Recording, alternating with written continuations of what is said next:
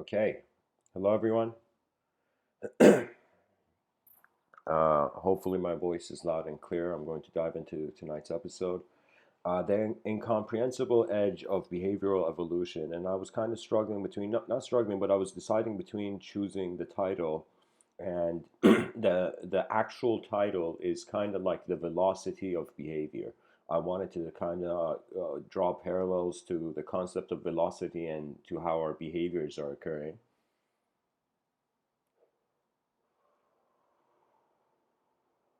But also, I wanted to speak about the vanishing point of conception, the incomprehensible edge of behavioral evolution, and how human beings, when we try to see the parallels between the concept of velocity and behavior, velocity, very easily said, it's speed plus direction. So think of it this way, that in life we start off with an unconscious speed, as if nature is moving us. We haven't made anything yet, we haven't looked at anything yet to have it as a stable reference point, you know. And so life has a speed, and I feel this speed was so shocking to the mind that was slow enough to perceive it, that the beginning, when consciousness happened, speed was the divine will. How things were moving before you moved appears as nature's will or the divine will or whatever you want to call it will, you know. And the direction part in our evolution was the free will. So life has a certain speed, whether you, regardless of what behavior you have, regardless of what intellectual position you stand in, your reality, is a moving one. The world moves even before we have. That's the remarkability of it. So, anyways, the velocity of behavior. So, I was looking at my own behavior and I'm like, okay, let's see if there's a velocity to this, and I realized my intentions and direction suggest my behavior. And for a while now, I've been kind of like, when I was younger, I was introduced to the realms of like what psychology is. I remember being 11 years old and kind of being in a in Iran, and at the age of 11, I had this email called "Kill You Beast." Okay, this email was called "Kill You Beast." I don't know why. I thought when I was 11 that was a cool email. It was like this AOL email or something, not AOL. This Yahoo email, "Kill You Beast." Okay, and I remember at that time. My parents were going at the age of 11. They were having some fights in the house, and I remember I was analyzing these fights, right? And I don't know. I remember I'd said something that was kind of, uh, I don't know. It kind of distracted my parents from fighting with one another in that moment. But it was it. I later on kind of sent an email to the University of Philadelphia at the age of 11, and I'm like, I have a PhD in psychology, like an 11-year-old kid emailing a university with an email called "Kill You Beast." Like that must have been the weirdest spam experience for that professor. But the reason was because it's anything that the person feels by the way they know is because they have experiential access to. So when I say, for example, I know something, that's like you've looked under the hood of the car, and even though you've closed the hood, that vision of what was in the hood of the car remains with you as you live on. Because certainty established as the direct experience makes the experience of the phenomena be more inscribed in the long-term memory. And when it comes to memory, of course, I got to speak about that, and it becomes very hard because memory is one of those things it's linked to the edge of the language threshold. That means I find that at some point for the human species, because language was sparked on the surface of this planet, it's as if like we suddenly in our processing of this information, we come to the edge of how we have defined the forms, how we have chosen to allow one object in one place to mean something and another object in another place to mean something. You know, Alan Watts had this a man of great philosophical vision. He said, "Hey man, if two spheres are spinning around one another in a vacuum, which sphere is spinning around which?" So free will is the direction, is the decision of our stability. It is the decision of whether we treat space as an element or as nothing at all. And this has been, I think, the greatest challenge for astronomers. Just any person who's looked beyond the clouds and wondered, okay, could this not be a vacuum? Could the constants of science not be constant? Could the system be changing? And what that means is it's this unique idea that it's as if our civilization is 8 billion people on this giant boat in the ocean. Now the boat is evolving and changing too. But it is yet still journeying on the surface of the water, and it's one of those things the boat shouldn't have holes in it. So when I say the incomprehensible edge of behavioral evolution, I'm suggesting that life was happening at a certain unconscious speed of intelligence. We became the conscious part. We are like that person suddenly opened his eyes and we're on the steering wheel and we exist and we're living. That's how you wake up in the morning. There is nothing till there is. That's the waking up. And really, I have kind of looked at it. I've had kind of very poetic dialogues with the logos. A lot of my poetic writings are kind of like I said. It's like my heart of hearts having a dialogue, with my mind of minds. So it's anyways, the velocity of behavior. That means it is not just enough to move around in this life. And this is why when I was like in 2014, I was more inclined towards meditative meditation practice of a personal nature. But then I realized in every moment that we live for ourselves, an opportunity for living for the civilization has gone by. And the issue is that when you see people, like how many lovers are there in this world who are willing to do anything for what they love, for the person they love? Right? Why are they willing to do that? Why are they willing? Because love is really the acceptance of the other continuity of other souls. And anything that you have not loved, you will see it moves away from your environment in an instant. You know, be rude to someone you have loved, but they stay if they have seen more of your soul. That means, dude, it's as if I find that our psychologies are masks, and society and civilization is a masquerade party, you know, open civilization. And when you go into this masquerade party, it's people with masks meeting each other, but realizing underneath how things look, there are patterns that resonate with one another. There was this kind of dispute. I remember looking into it. Of course, I'm not married, but I was looking at the concept of marriage, and I'm kind of bilingual. I was raised between two countries, two nations. My mind was exposed to more than one culture. And so I looked at how, for example, religions in the East were being conducted, and sorry, not religions, marriage was occurring in the East, and how it was occurring in the West. And I realized in the West, the marriage is more free, as if, but let me tell you something. It's like, here's the mentality between cultures that orient towards freedom and cultures that orient towards freedom through discipline, like discipline primarily.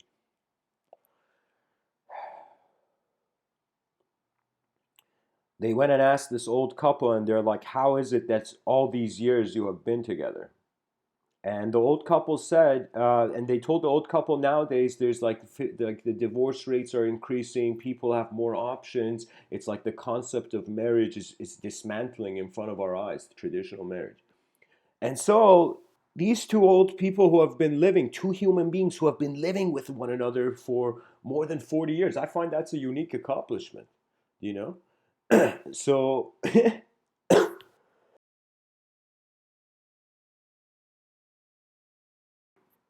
they said that we came from a time where when things broke, we fixed them.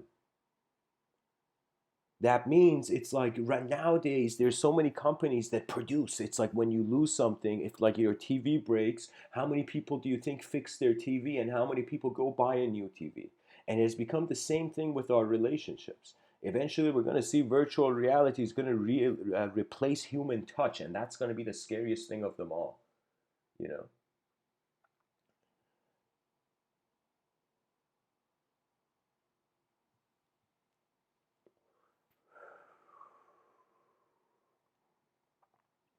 What you know, you acknowledge, so it has a level of importance. But what you don't know always is more important. You'll see anything in your life that you've been excited towards, you ran towards, you know, it's because of an unknown potential in how you have known things in that moment. That is what the excitement is. It is in like the darkest clouds, a beam of light piercing through. And that beam of light has no explanation at first, because to you it is unknown. That means this may sound like a strange concept, but do you know you have to kind of teach your past about your own future as a being. Anyways, I'll keep that for another talk. But like, what I'm trying to say is that the concept of marriage was that two human beings had decided to learn endlessly from the world that they would create. So when you see people, and if you take them for face value, I don't know if you're even seeing people, you're just seeing objects. But when you actually see a person, imagine you were like stranded away in an island, in an island of pure solitude and silence, no human beings, and suddenly you came and you saw another human being. Would you judge that human being? You would be like, no, thank the universe, there is something more than me here. It's not just me in this vastness. And that's the power of the mind, and that is the purpose of the human body, to allow eternity not to feel alone in its temporary walk. That's the purpose of communication. The purpose of communication is the blending of the inner realms. We are living in such a unique time that the inner realms of people will pour out. I remember the logos telling me, I said it in my other talks, like the ones before this, that years ago the logos whispered to me, there is a library behind every person's eyes. And it's up to them to choose to share that library.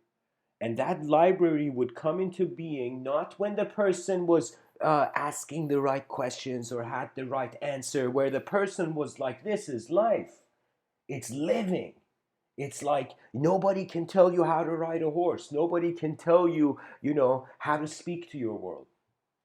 It is you feel what is alive, and you go forth, and your mind does the best it can. And not see each other as if they knew who the other were. It was a mystery. It was as if two souls wanting to know the mystery of how their moment would be together. You know? So what I mean by that is that when we bring in internal dimensions, suddenly simple actions have complex value. But when we forget about the internal dimension, the simple action doesn't have value. Language is a dualistic technology, and because it is a dualistic technology, it is a container. That means if I ask you, how do you contain yourself right now, you're going to realize you as a human being have morality. What is your morality? Your sense of what is good, what is bad, what is wrong and right. And how is that morality arising? Because there has been an attention that has dared contain the world.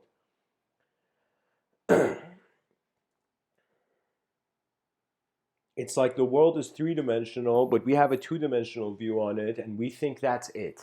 And we're going around thinking we're all just pure materialistic creatures, forgetting that in every moment the evidence of something more than matter is right there. It's the one moving the matter. And so really there is no greater powerful force than honesty. I will tell you, because honesty means you get to experience your karma. Do you know how many people do not experience their own karma? Like they think they still have the mentality, oh man, karma's a bitch. They have this like, oh shit, why does this happen to me? They have that mentality. But karma is something where it has to do with the effort of imposition and movement. Pretty much how attention moves on this in this plane of existence has an effect. It has both an internal and external effect, but when it has an external effect, the inner realm doesn't change. That means if I move something and it wasn't important to me, nothing happens in my inner realm. It's as if like it's like that scene in a movie where you see that guy gets angry and he's like, this guy's not helping him where he can. So the guy's getting angry at this coach and he's shouting at the coach. And he's like, why are you doing this? And then the coach is like, I want to. The guy's like, not a good guy. I don't want to say not a good guy, but not a flexible guy. So in that moment, this guy gets angry and he sees this guy beside a car and says, in that case, the guy starts destroying this guy's car. And this guy's just silently looking. And after the guy's finished destroying his car, here, take that, he tells the coach. And the coach is like, hey man, that's not my car. That means the coach had no emotion. Nothing of his inner realms changed because what was important for him did not change in that moment. And really, this class distinction between various levels of society and how civilizations are built over time, it has to do with really this, that what is important that is leaving and what is important that is staying. The reason we glorify the human species, we have no other choice. We're on a rock in the middle of space. You want us to kind of think we're doing nothing here, you know? So it's very crucial that once you truly see the emptiness, you see the value of novelty. I feel that the greatest speakers of this world are not great because of what they say. It is their words are a testament to the silence their soul has witnessed. When I say soul, that means their own eyes have witnessed. Ultimately, reality is either being simulated in sound and movement, or it has a value in stillness and silence. And for people may think they may think, okay, this guy's just talking about stillness, silence, movement, and noise. But guys, I am telling you, that is the spectrum of knowledge. That is how we know. That is how the world moves. History is not just the silence of people, it is their movement. And it's a good moment, I think, when a person fails themselves. It's not a good moment when you fail the world, but when you fail yourself, that is a safe failure. That is a failure that only your eyes saw, you know? Because I'm telling you, everybody, it doesn't make sense. The system cannot be 100% smooth navigation. That means it's like we can't imagine an airplane flying into the air and making going the destination and not having the tiniest percentage of turbulence for it to have a smooth ride. And this is when life gets very confusing, I think, when the person feels that what they see is the only thing there is. Your inner realms are your responsibility. Your imagination is a private room that, just like your own room where you live, you have to attend to, you know? And I find this may be a kind I'm saying this with the most um,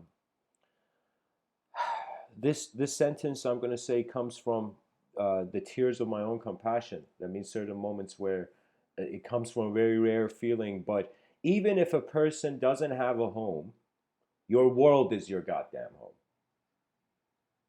Existence is your home. And this is the thing, that language has burdened us for too long, yet it is a technology essential. So what do you do with the technology that people are idol worshiping? You know, like it's like after idol worship, there was ideal worship. Show me a person and I'll show you a bundle of thoughts. When you read a person's biography, what is that? The sequence of actions, and all those actions arising from fields of potential mind. That means when I say these sentences that you're hearing me say, these are not the only words that I have access to saying in that instant. For me, my whole relationship with communication ultimately shifted.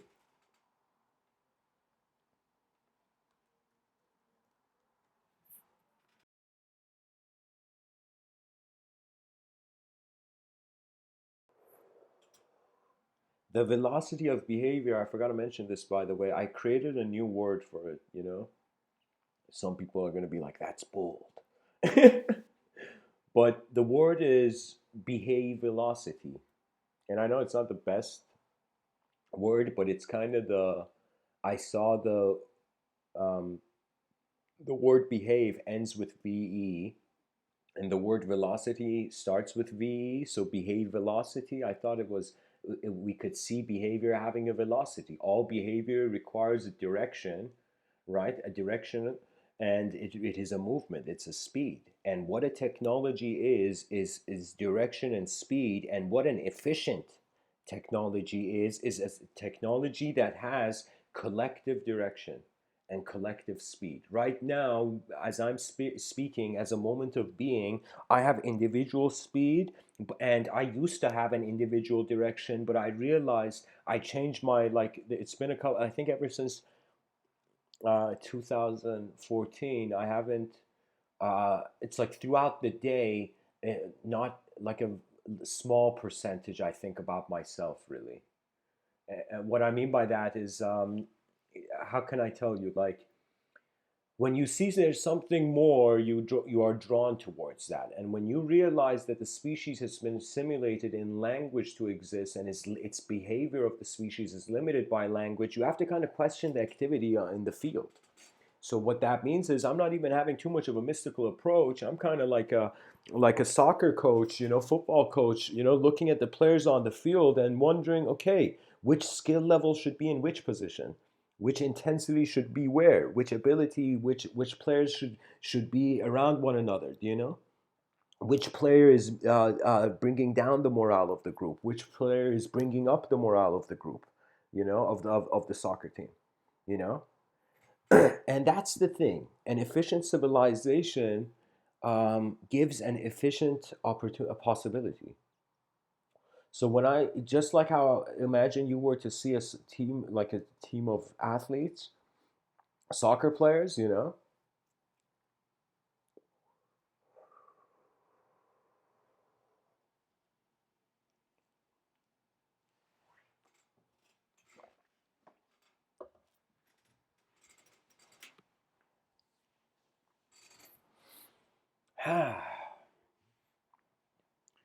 behavior is direction with speed.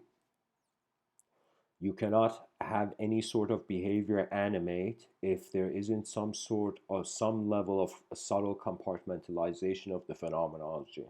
Right now, I'm looking, this is like, I call this the double vision of the human being, or you can say it's the natural vision.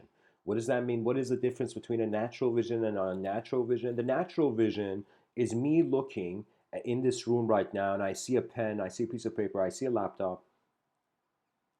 So this is the unnatural vision. This is a vision where these objects are not just objects, they now have a subjective soul, as if the name cup for this object is the soul of this object. You know? It's that which is an extension to what it is, right? And so we have these invisible extensions of value, which are sometimes inner nostalgic glances at the time moving in long term, time moving in the long term. That means, just like how in businesses you got to consider the short term and the long term, the short run and long run kind of approach of it. So you got to similarly see in existence, the short run is colored by your inner realms and imagination, but the long run is colored by your outer realms and how much you actually care for a civilization that was in front of your eyes. You know, I like something that was in religion, like an idea in religion. And it was this idea of a judgment that would come to those who had something that they didn't notice that was in front of them. I'll tell you the story. There's the story of this woman who, this widow, and this widow, she's alone and she believes in God. And so she starts praying. She starts praying, God, come and see me. God, come and see me. She's alone in her home and she's like, please, God, come and see me, you know?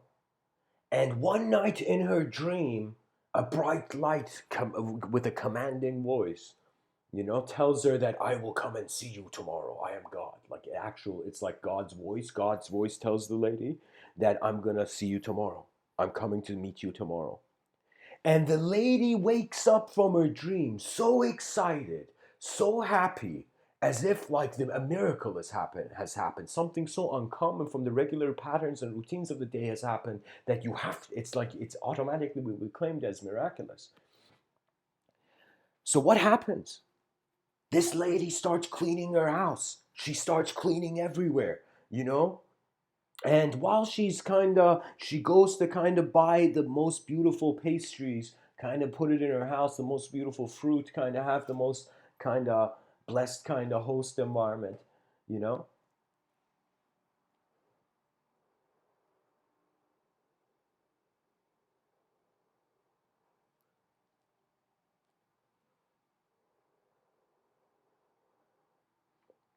On the way, she has pastries. She's gotten the pastries. She's going back on the street, walking towards her house. A beggar child comes. A beggar child comes and says, "Please, ma'am." Oh, sorry, guys. I'm kind of shifting the story. Okay, reset. Let's just reset the story here, guys. From the point that she gets to the dream, she doesn't actually leave the house. I made a mistake here. She doesn't leave the house. Anyways, some beggar comes to the door and knocks and says, "Please." This young beggar kid comes and says, "Please, give me something. Give me money or something." And this woman looks at this beggar and she's like, "Get out of my staircase. God's coming. God's coming to me. I have an important guest coming. Get out of here. Get out of here, kid." And then she goes back in. Some time passes. She's cleaning. She's set up everything and she's waiting. She's waiting in her kind of like well made house. And the door knocks and it's a man who's kind of tired. Tire has been kind of broken or something. And he needs to come inside and use the phone or something, right? And the guy comes through the door and says, "Ma'am, can you help me?" And she's like, "Get out of here." She's like, "Get out of here. God's coming." She doesn't say it to him. She says, "I have an important guest. Get out of here. I don't have time for this. Go ask another neighbor." Anyways, a bunch of incidents like that happen, and she's so stoked about God coming that eventually it becomes nighttime and God doesn't come. And she's disappointed and sad. And she's like, "I'm an old widow. Why didn't God come?" And she goes and she sleeps. She sits down on the bed and she sleeps. And again, suddenly she is in the presence of that light in her dreams. And there in her dreams, as if she feels odd. And she says, "Why, God? Why didn't you come? I was waiting." And God shouts at her in the dream and says, "I came 3 times. You did not see me." And what that means is a shift of value in only a domain of objective ownership and subjective ownership into seeing that life is here in front of our eyes. It's moving everywhere. What more divinity do you want to see? What more divinity do you want to see than the nature of a world moving before you were born and now you're in it? So that's why it's a sort of, we have an ability, if we don't use it, if we don't see what's here, we have missed out. And that miss out feeling is something I was like, it's like if I, as long as I'm alive, like that, it's like if something is so easy, like you see some things in life, they're complex. You gotta go and like a quest, like fight a dragon, save the princess, bring her back, regardless of her personality. And, you know, that's a complex thing. That's like an outer evolutionary task. For me, what Elon Musk is doing is, in some sense, the one guy has gone ahead and fighting the dragons of our civilization. This may be a strange thing to say, but Elon Musk is a dragon warrior too. He's like that guy from Skyrim or something. So anyways, what I'm trying to say is those are complex problems. Those are complex things. That means a problem can be said to be is more complex the more minds it requires to solve it. The more worldviews it requires to see new dimensions to it to solve it, right? But I'm telling you, that's a complex problem to fix global hunger in like 10 years. That's a really complex problem. But for example, when it comes to simple problems have inner solutions That means something is a problem, not because the thing is actually an external problem, because of the way you look at it. And Mr. Within is telling you, dear human being, you can choose how many ways you can look at something. You're not bound to the view. For example, if somebody put an object in front of you, you could turn around and you can move around it in three-dimensional space and capture various angles of it. And if somebody puts an idea in front of you, that's what I'm telling you. You can see various angles of it. Every person who has lived has been a dimension of humanity. We can consider we are 8 billion dimensions in one, or one dimension in 8 billion. 8 billion. And that's the task of civilization, and how well it cares for the people. That's it. Civilization doesn't have more than task. If civilization was a machine, the only program is care for what you are, what is moving you, what you require, and that requires you. It's a symbiosis between an individual being and a collective being. This symbiosis was in the 6th century seen between a physical individual being and an unfathomable, unknown collective being. But now, as we have evolved in the year 2020, that collective being is no longer unfathomable. It is the model and blueprint of the civilization we are here to attend to. As far as I'm considered, we're all employees of humanity. And our payment is our continuity in this space-time continuum.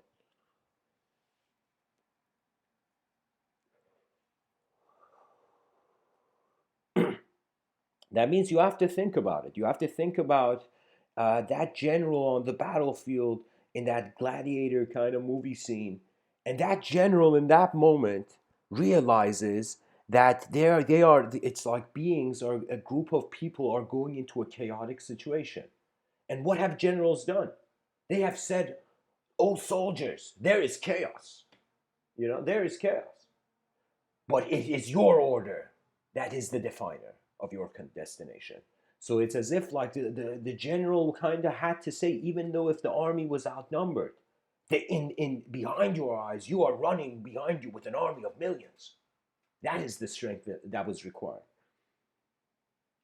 You know, in the movie Gladiator, the Maximus is saying something to his cavalry before the first kind of march, and he says, if you find yourself suddenly in the middle of battle walking in green fields, don't be alarmed because you are already dead and you're in Elysium. And his whole cavalry laugh, and then it's as if he's saying kind of like, you got to understand, war is when someone is trying to take your life, that means you have to in some sense attend to your own life first. What it means is war is a savage realm. War was when human beings entered a playground where they became like robots. It didn't care who you were. It was as if you were an obstacle.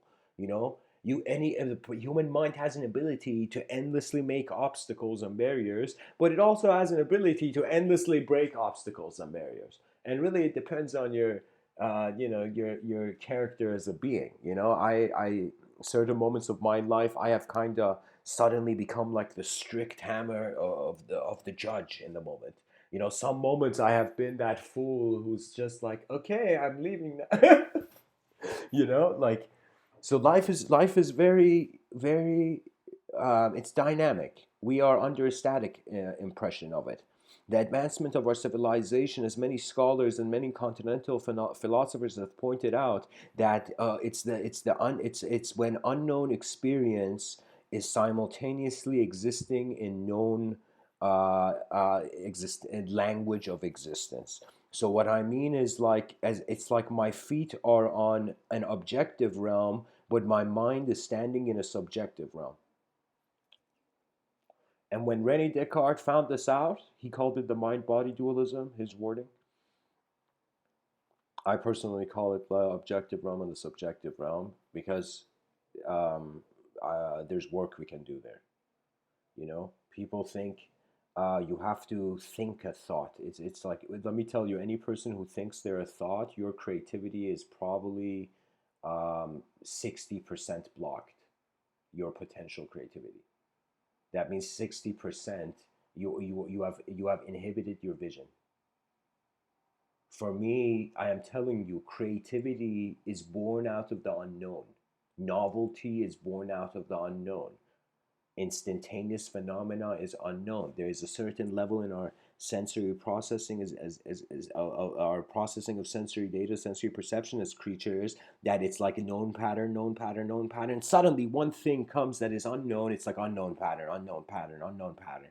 You know, it's like suddenly somebody giving you an advanced instrument, an instrument you've never held in your hand, and shouting at you, play it, god damn it, play it. You know, so in that moment you're holding this instrument and you see you have no other choice but to go your own road. And this is the most important strength to a person who can confront themselves being alone in the cosmos. It's only then you can be comfortable with every being, every other being in the cosmos.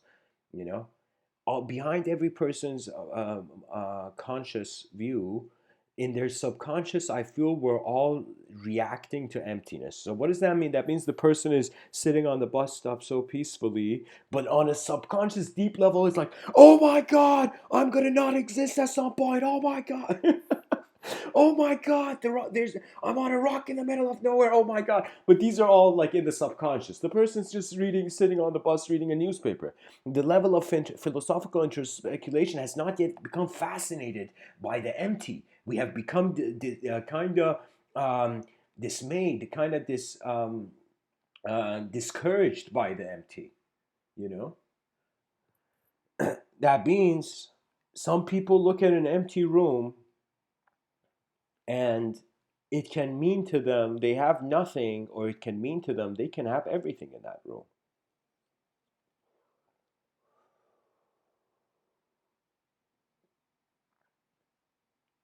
Something so unique has happened in regards to the technological revolution that we are becoming not just more, not like only when you look at evolution, it has been a historical shift of the attention of the being from being a purely objective creature into now being an objective creature plus a subjective. Now, for example, when I have a dream and in that dream I can move, and I remember waking up, it was as if I'm like, wow, my body was inactive consciously, but my mind was awake. My mind was active, you know?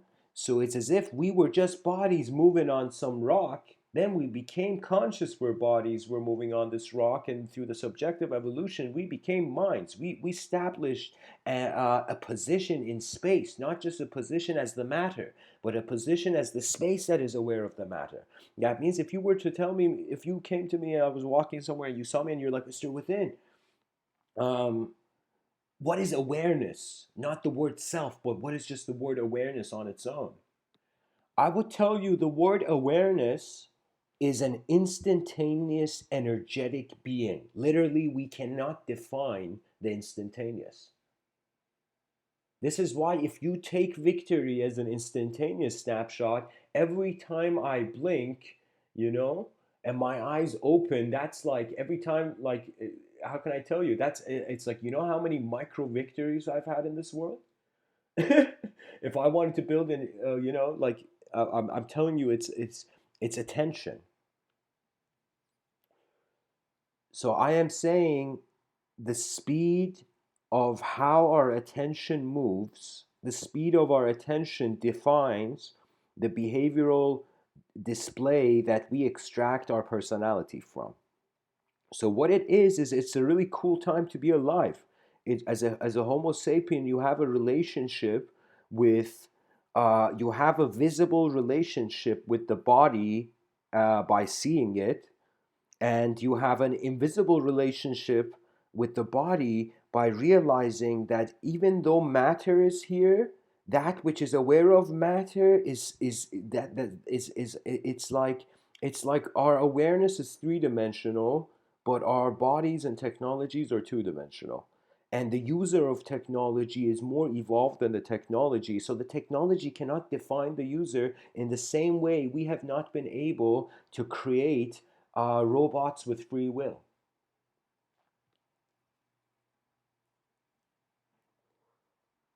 We have not been able to create ourselves. This is why cloning technology is going to be a very, hopefully, recently.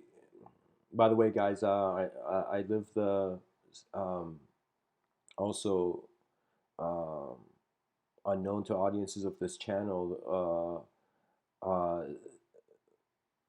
the life of a filmmaker. I make films, and I'm making a film called Clone Kid, which is coming out soon. And it has to do with cloning technology and the moral and ethical implications that brings.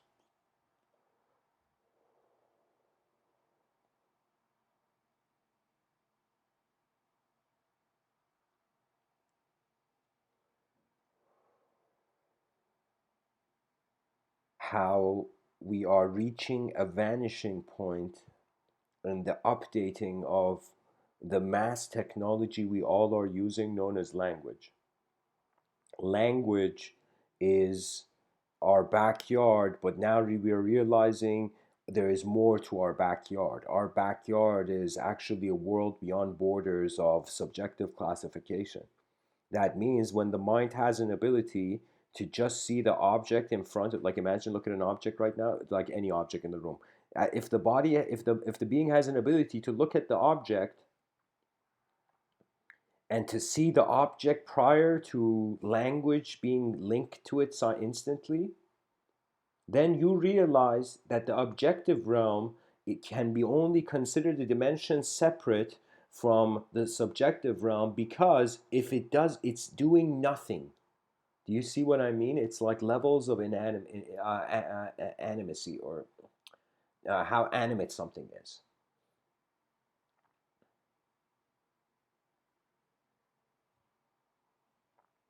This picture, because it's a glimpse into what an advanced civilization could look like. I wondered what the behavior of a character in a world that is advanced would be like. I wondered about the evolution of human behavior, and I noticed if we consider it as a velocity, it's its direction.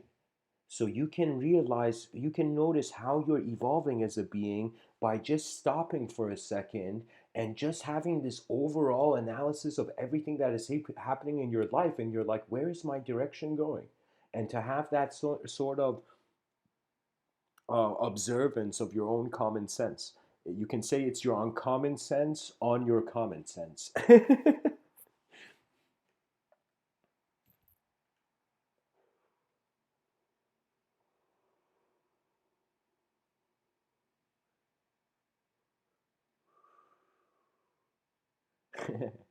Nice. I see the chat section is very lively.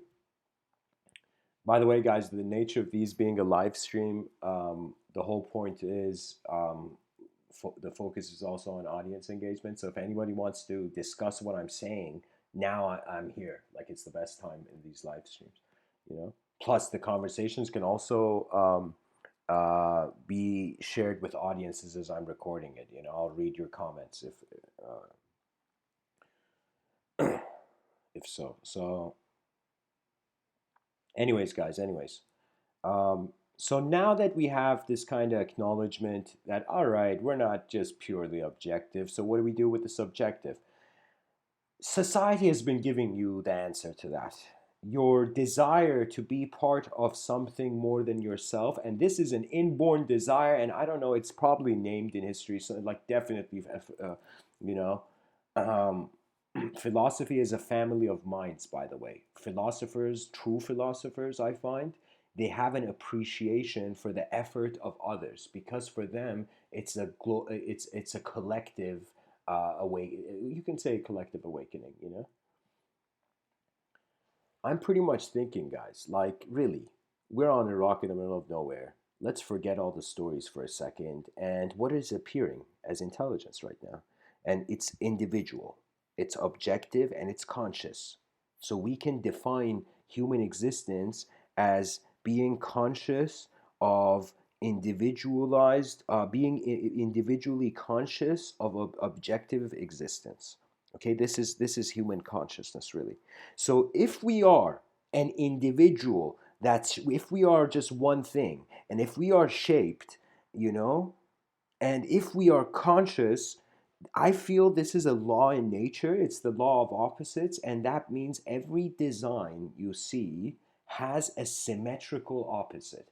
So that means if we imagine for eons, we're just this individual thought of man, you know, we're just this individualized objective consciousness, this individualized objective consciousness is going to get bored and it's going to be like, okay, what else is there? And that what else is there is going to be one of the most fascinating transformations of archetypes being implemented for an individual and being implemented for a collective. I can say religion is when one archetype, a collective archetype, that's what religion is. It's literally a kind of, when you are a member of the universe originating from that imagery, you cannot be not a member of it. Inside the box, you cannot see outside the box. You know, and this sense of a collective being, it has come to us as ideologically, in the sense that one idea can, like I would say, if 8 billion people all had the same sort of, if we were all thinking the same, that's like a world of clones. That's one idea copying itself and its behavioral continuity. That means many ideas come around. Ideas have freedom to appear, but to act upon those ideas, that freedom must be discreetly observed. That means you are free to perceive, but what you choose out of that landscape of perception must be responsible, because really it took us a long time to build a civilization, and even though it's not the best, it doesn't mean forgetting it. You know, this is why it's uh, any person who picks up trash has a billionaire's heart.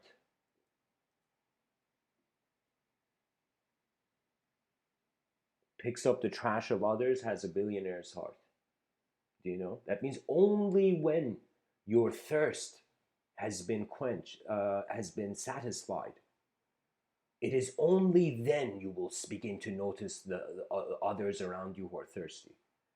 It is only then, when you see how the potential of the civilization could be way more advanced. The most immediate actions are remodeling the educational system, remodeling nationhood. That means I have this vision that there should emerge civilization 2.0, that we should build a yin yang civilization, that the past should learn from the future and the future should be learn from the past, and these should be engines, gears. These should be kind of, I forget the term, but like they should be both parts of the system feeding off one another. That means the innovation that we find in technology is that the person, think of the inventor. What is the inventor doing? The inventor sees something built behind his eyes, but cannot see it, has not seen it yet in front of his eyes.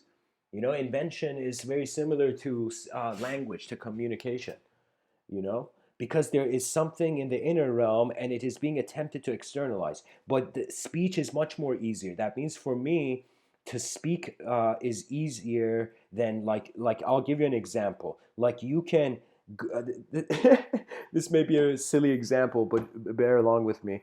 Imagine you're sitting at a table, one of those long European kind of royal palace tables, where it was those long tables. So imagine you're at that long kind of European palace dinner table, and there's someone like the salt is, like, I don't know, on some one side, and so you ask for someone to pass the salt. You know. Now that speech, that effort to speak and communicate and get a result was easier, less energy consuming, in a microwave analysis, than the person going and walking up there and getting the salt and walking back. It was, and this doesn't mean it's right or wrong. I'm just saying that it's a silly example, but I'm just trying to say speech replaced the need for physical movement.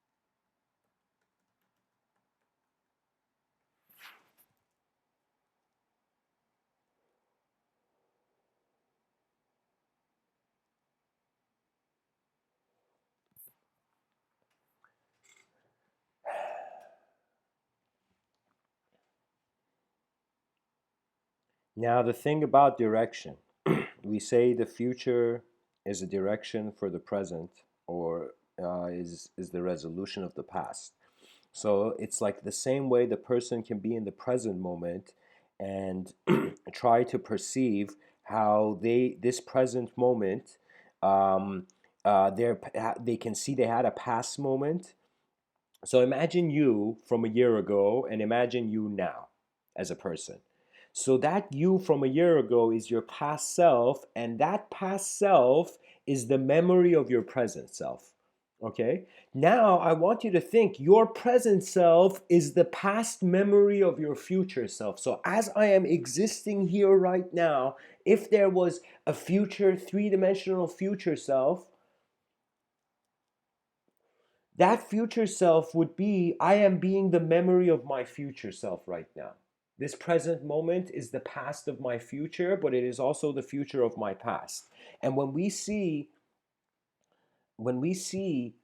that the moment is subjectively being sculpted, navigated, I am telling you, a human being who enjoys their attention can only it's like only then they can see the cosmos. You know, for many moments in my life when I was younger, I had a fear, and this fear was an inevitable fear, as if like some fears, you know that you, whether you like it or not, it's the out you will confront at some point. For example, this is a reality. We are existential creatures, experientially oriented, and our experience pilots through a physical biological spectrum, you know, a biological apparatus, you can even say. You know, and so as we navigate through this biological plane of existence, there will come a point where the pilot has to step out of the plane of existence, and the person doesn't have to be afraid. The person doesn't have to think, oh my god, everything is ending, oh no. Like life goes on as it always has, and it has been whispering this to you ever since. You know, there was this Japanese narrative ever since the beginning. There's been this Japanese narrative of this story, which for me it was, of course, you know, in this kind of creative work of fiction that comes to us from Japan called Shingeki no Kyojin. In this work, there is a character called Mikasa, which is this very simple girl, which is this innocent, is in a situation where the house door opens, she's with her parents, and they're expecting this doctor to come, and this doctor who would come to see this girl's family in this kind of Japanese fictitious world of Shingeki no Kyojin, this doctor would bring his son who was the same age as this girl named Mikasa. Now, what happens is one day where they're expecting the doctor, the family is sitting at the dinner table, the door knocked, there's a knock on the door. The door open, the father goes to open the door, and they're all laughing, you know, and it's like a very lovely family moment. The door opens, and there's these thugs, and the thug stabs the father. And this girl and this wife were there, and this girl in the story, by the way, guys, becomes the strongest warrior and one of the strongest warriors in the whole thing. She is one of the most brilliantly designed characters in this world of Shingeki no Kyojin, right? She is like the transformation of innocence, you know, the feminine innocence in masculine violence into the feminine elegance. I don't know how to say it. It's like feminism. There, you can say it has been a conflict between. It's as if sometimes when I look at feminists, it's like I see kind of the mentality. It's like how can I tell you? It's not that too many ideas. Okay, pause on the story. I gotta say this. In regards to feminism, I don't have that much commentary on it. I am familiar with its waves. I am familiar with the work of Gloria Steinem. I am familiar with just various modalities of how men and women have their archetypes have been living with one another in the same linguistic simulation. But it has been that it was never it's like this is the inefficient outcome, that it's as if women thought they have to be equal to men. No, women have to be equal to the greater woman, not the greater man. And the man has to be equal, not to the greater woman, but to the greater man. So it's as if the archetypes, rather than fighting one another and dismantling one another into this weird kind of no male no female kind of world, is that the male and female should have had linear evolutions in parallel ways, but now they're trying to kind of intersect, and that intersection means the dismantling. It means the destruct. It doesn't mean destruction. It just means that we are forgetting something that took a long time to be built. The archetypes of the position of man and women. Right now, this doesn't mean a human being doesn't have the subjective freedom to be anything. A person can feel they're a robot, you know? A person can feel their geometry, everything is just pure geometry. The attention can move in any many ways, but we have to come into the consideration that it's easier to break something than it is to build it. So what has been built, regardless of how much I look at the mistakes of my ancestors and I'm like, what the fuck were the people in the past doing?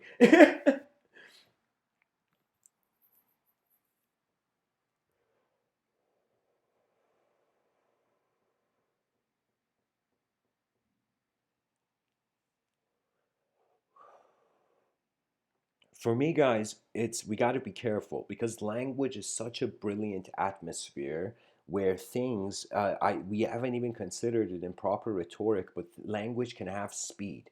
You know what that means? That means language is a way where you can take the copy paste of your objective realm and image of it. Imagine you copy pasted like Photoshop everything you're seeing objectively, and you made another copy and on another layer, make it malleable. So what that means is we can say communication, and I'll grant the word thinking, even though I'm not too fond of like thinking. The concept doesn't make sense to me, right? How a thought can be a thought, how a thought can think, how a thought creates another thought is void to me as a concept. So that's why, unfortunately, I have to use the word thinking because it's we got to give Rene Descartes his due because he thought and he was.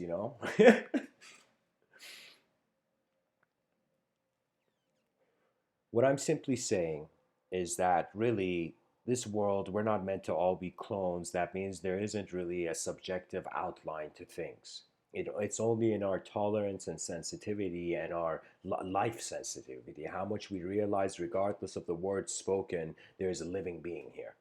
And that discretion is very crucial towards the developments of the intelligence of an advanced civilization in greater rhythmic ways.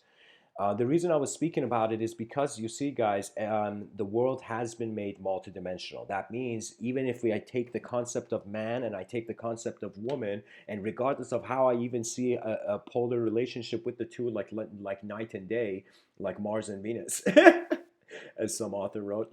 So it's like regardless of that, of seeing the duality of those two, I also see as if in a horizontal dimension, men and women are opposites, but in a vertical dimension, they are not. They are kind of evolutions of themselves, right? So what that means is it's like we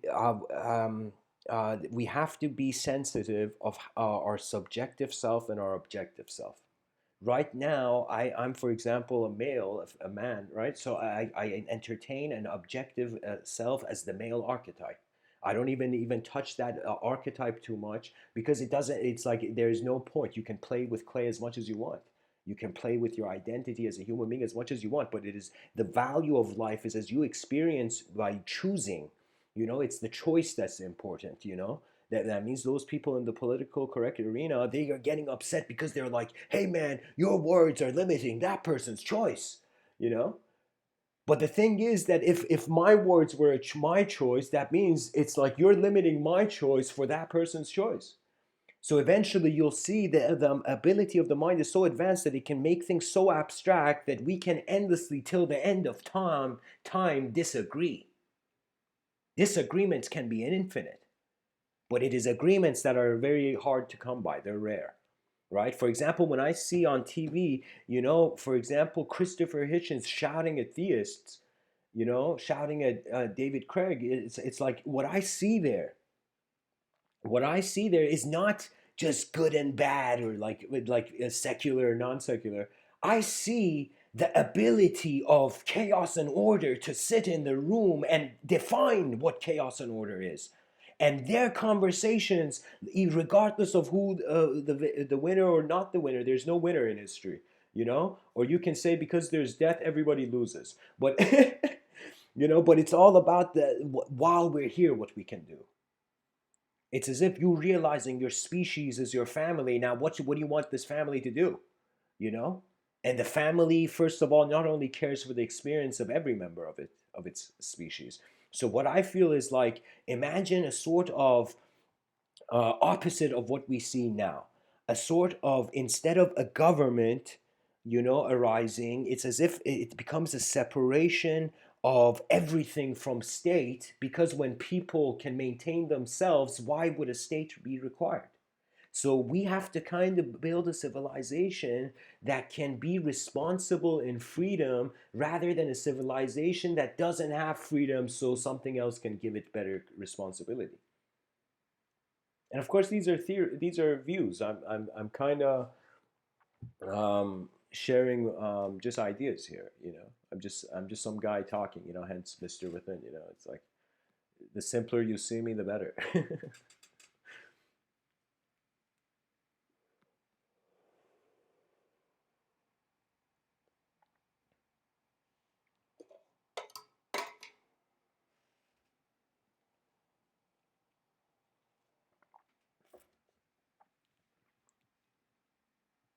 So, guys, I'm seeing the chat section. Welcome, Michael from Minneapolis, Minnesota. That's awesome. You know, it's cool to see my voice can get that far. A female warrior is not an easy role to fill in our society. My sister is a Marine and now mother. Yeah. So do you see how, for example, it's like, what kind of woman, like, of course, this could be limited to my own personal, my personality, the limitations of my personality, but like, for me, it's as if like we are human beings, and life is a play of forces. And in this play of forces, the positioning of a role is important. That means it's as if, how can I say it? I think rather than women trying to become like men, they should become like greater women. And to be a greater woman doesn't necessarily mean to dismantling the patriarchy, because the whole thing, the way history, I feel, overall globally sees the feminine energy, is they see it as that of the goddess connected to the planet. It comes like a lot of the imagery of feminine imagery we find that we have to the world. It comes from ancient traditions, seeing the beauty of nature and seeing, for example, men saw the same beauty in nature, so they saw it in women. It was as if women were the kind of, they brought gentleness to the bewildered animal. This is why women became more conscious. I feel um how can I tell you? I mean, of course, this is very. There's so many different kinds of people. We really can't generalize. But I'm just trying to talk about it in some way that I feel. Um, as long as there is novelty, inequality shouldn't be feared. As long as there is an ability to do something new, the past doesn't necessarily need to um, be the definer in the story. What it is, of course, I'm saying it on such an extreme level that imagine they connect the heads of people to a computer and everybody's living in a virtual simulation where they can do anything. So, in that virtual reality where they can do anything,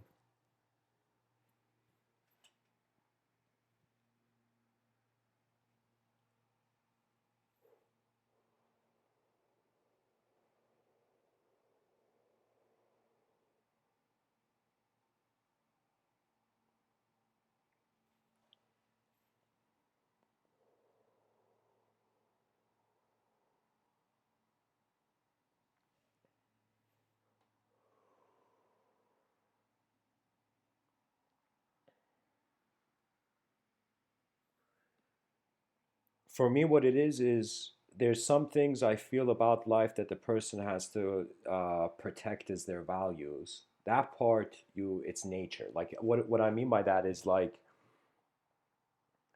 the same way, like if somebody came to grab your face, imagine, you would be like, okay, back off. So similarly, people, when it comes to ideas that are in their true identity, if a thought arises that challenges like that, it's as if somebody wants to take off the mask of an ideology. I think when it comes to that, people of course will be like, why are you touching my mask? But really what it is in the advancement of communication requires the evolution of hierarchies of ideas. So what that means is speech will always be bringing new ideas in. The whole point of new people being born means new minds can create new language, can birth new language moving on this plane. And the whole point that I brought the kind of distinction between rather than women trying to be men to be the greater woman, right? To understand the nature of one's design, to be content with one's nature, to not have ideology change your identity, just because the ideology is now being welcomed. We have to sometimes, when I make a decision throughout the day, I sometimes wonder how would history remember me if this decision was being witnessed by all my ancestors and all the future generations. And that's when my hand can easily let go of the intensity of trying to change the outer world. Somebody once, I remember I understood this early on before when I started my talks, and that's why I kind of gave myself a freedom to speak that I felt others did not. I understood that my eyes are here once. I understood that when I look at what I'm standing under, it's not a sky that the alphabet or the contents of my mind can measure. So when I started these talks, I felt like a fool in a better world. I felt like the fool of a higher dimension. I felt like a fool in that higher dimension. But that higher dimension was not an external dimension. It was more an internal constitution of how my attention was choosing to move and remember itself. In yogic thought, there's a saying that the yogi, the person who's even wondering about what is this ultimate nature of being that we're all in, that yogi would have to find his divine remembrance. Now, that divine remembrance would mean at some point in your existence, as you're growing in this life, existing in this simulation of, in the space time continuum, you know, the simulation of forces and laws that keep matter in contained ways. It's like, um, ah,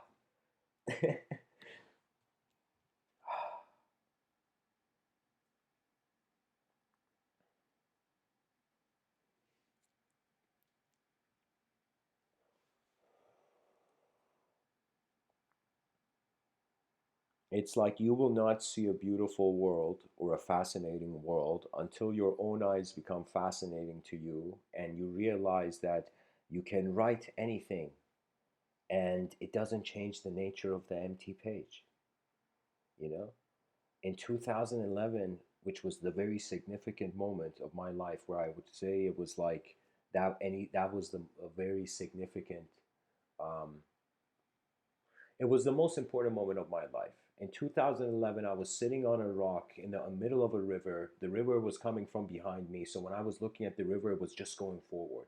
So I was just feeling as if time is going forward. And at that point, I felt like I was in a sort of divine karmic quarantine. And that means as if my inner realms were being rejected by the outer realms. That means anything I felt I did, I felt it was avoided. So that made me kind of have to be with the solitude of existence for a while. As I dwelled in that solitude of existence, it was like a sort of realization of what is energy doing existing, you know. But anyways, I'll tell you, I was sitting on that rock, the river was moving forward like time, and I remember a question arose to me that changed my life. you know?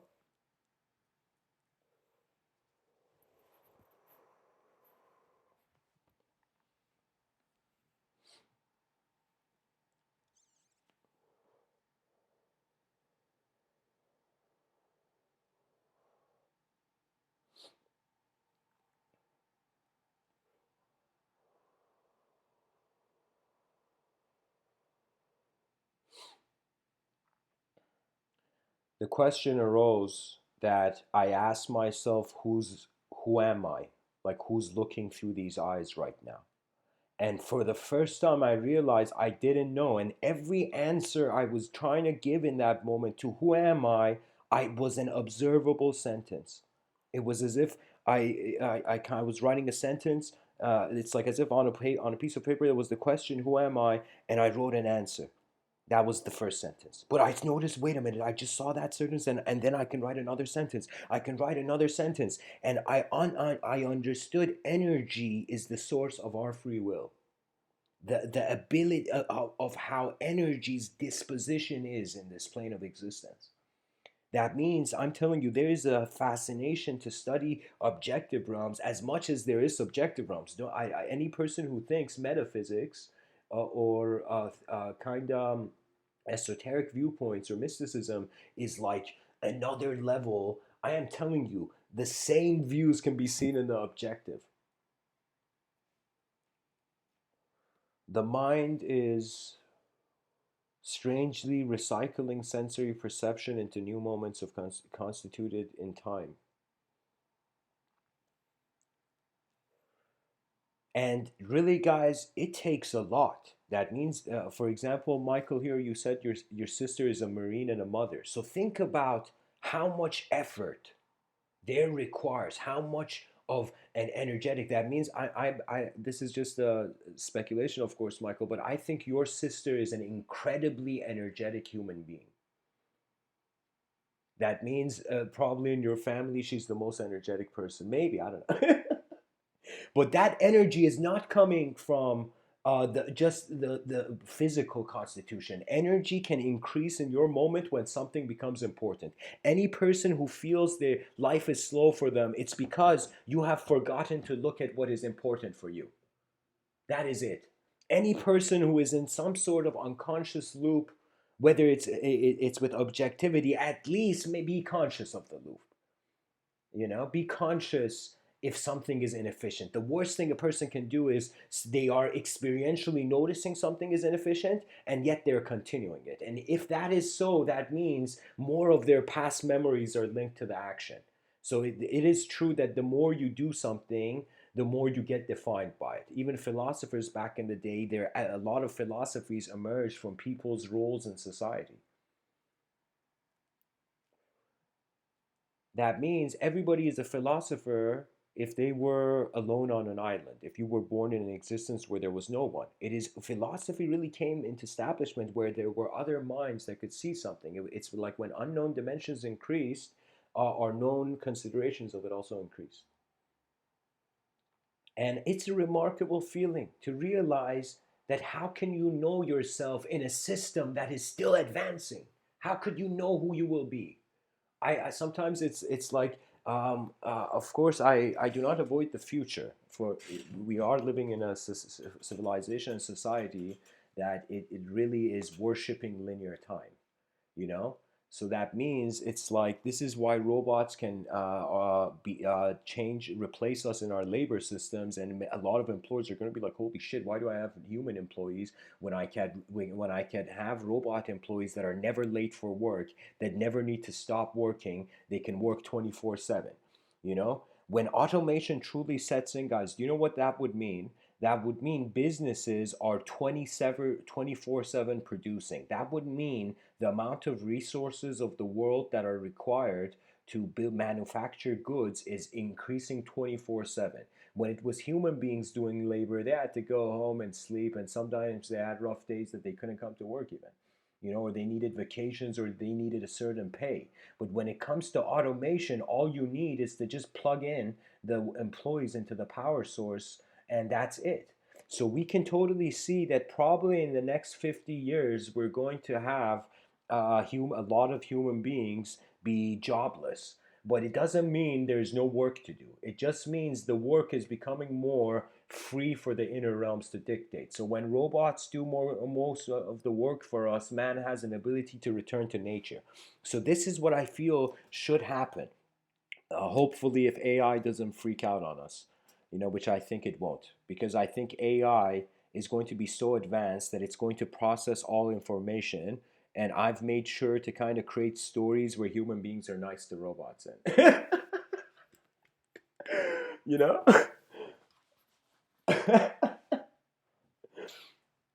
But anyways, guys, um, where human beings treat their creation like how they are a creation in this existential process. The compassion between uh, real life towards the artificial.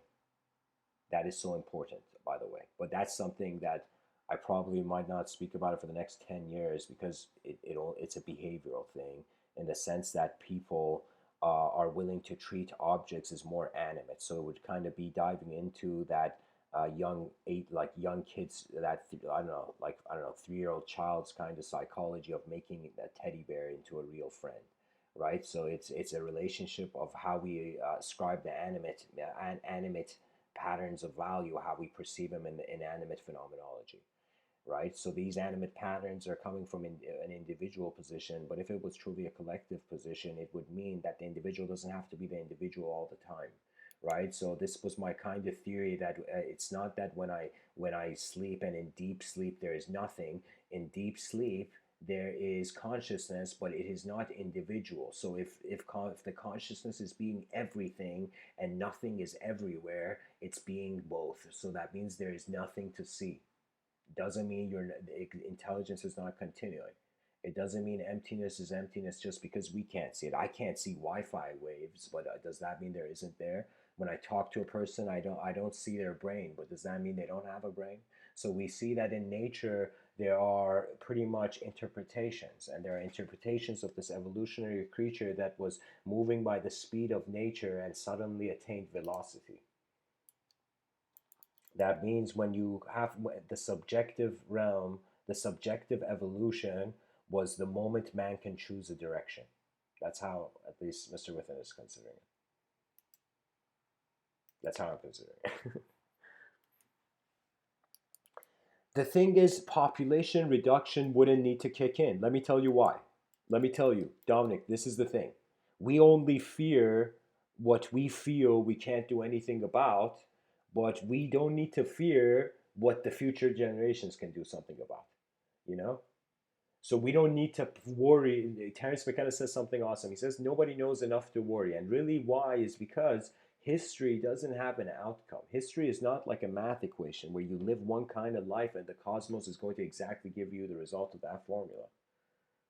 Life has unknown variables, and this is why it's a evolutionary return to nature, where we build a civilization where the robots are making the most advanced, fascinating technological reality, but we as simple human beings are living in incredible environments of nature and simple access to technology.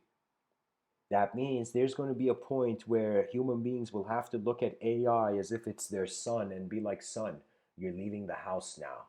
And it's you have to build the rest of the civilization. And so what that means is, it's fascinating. A lot of psychology can be attributed to the energy levels of the person, even. And the energy levels of the person have to do with the importance, and the importance has to do with how much the light of the moment allows you to see. So a civilization that is,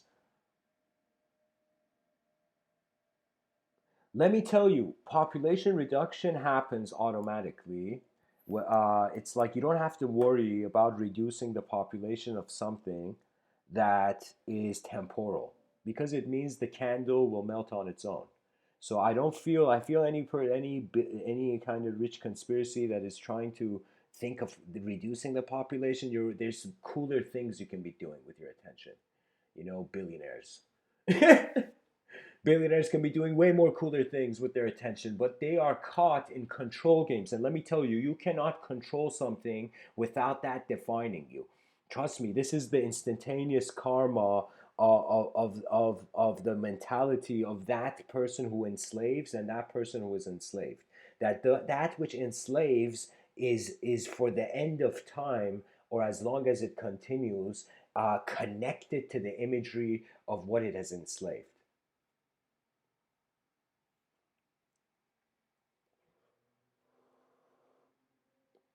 Pretty much robots are going to build us an advanced technology, and we're going to chill in the grasslands of our more internal sophistication.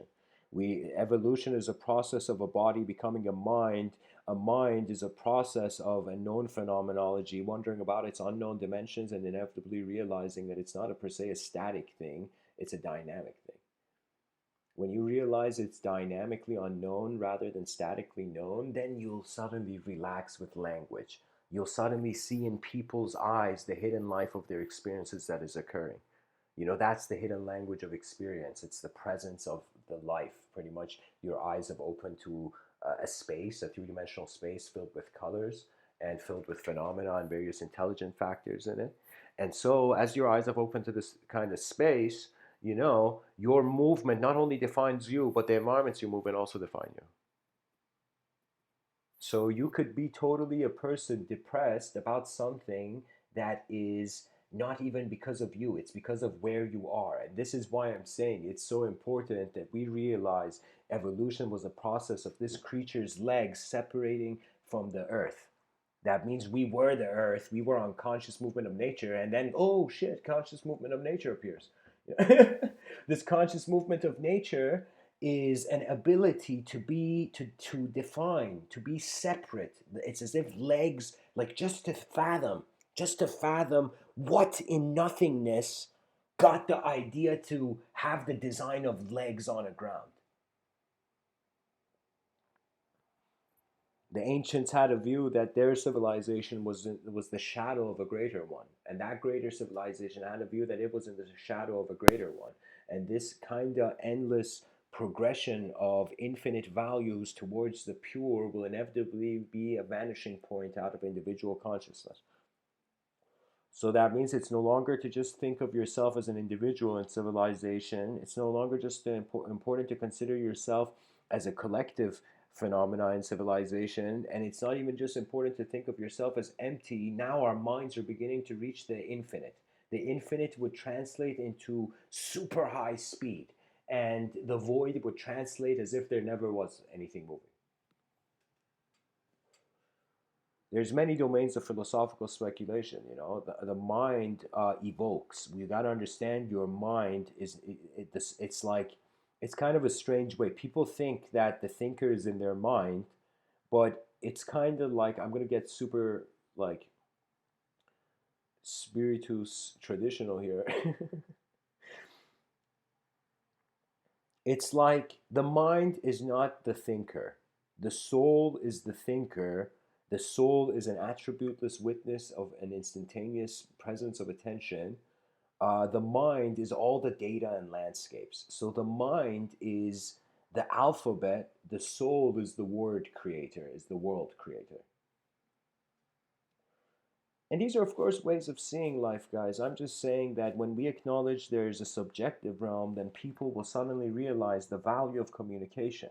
It's no longer enough to just uh, cower away in the inner realms when the civilization has. It's like your DNA is unique information for the civilization, whether you like it or not. And the civilization has been so mechanically cruel that people are like, what civilization, Mr. Within? What are you talking about? And I'm saying this is the challenge. This is the great task of 2020. That behind our eyes, we are living in better worlds than we are living in front of our eyes. So if what is in front of us, our eyes, has something somewhere to evolve to. So a lion's roar and minds in vision.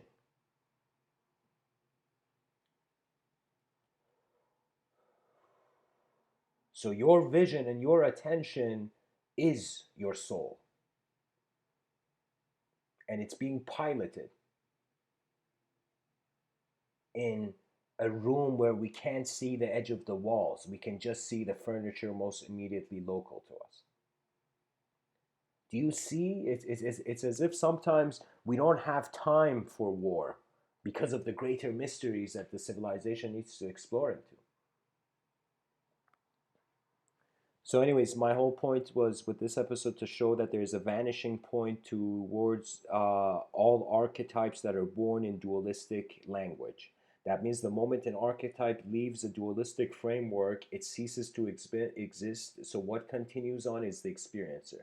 The experiencer has to be mindful and has to become responsible. That means it's like three things the human mind requires to master in order to become advanced civilization: an ability to, you may feel like I'm just emphasizing this, but an ability to see nothing, to be okay with nothing, as if in this moment right now, if nothing happened, if nothing happened, if this moment was just still in time, was an eternal moment, it's as if you're okay with how stuff is being, so you're okay with the void that is holding all matter.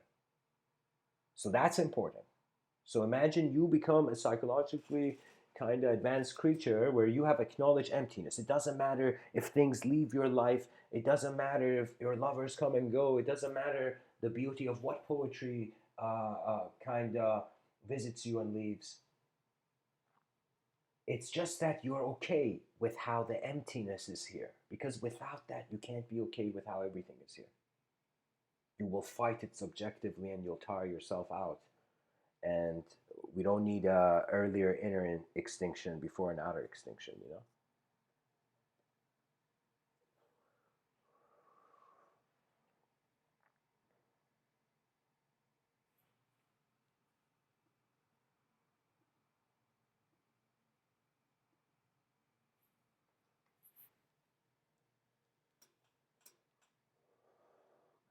I remember I had a friend who uh, I was kind of raised around Sufi ideology, so very early on, pre 2011 even. I was kind of like, I looked at life through a dervish viewpoint, but also primarily colored by my own experiences. But um, and I remember this friend speaking about conspiracies and nonstop. It's as if he had a fear for the hope of the future, you know. And I told him that there is no value,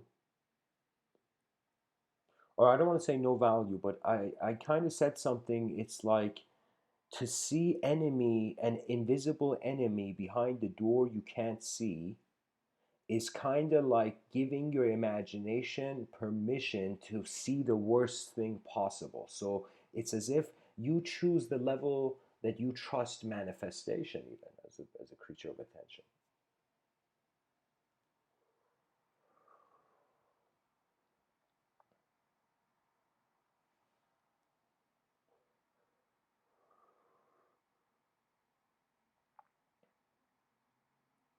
Seldom is this truly comprehended that if thought was man made, then language was too. And if language was man made, where is the truth?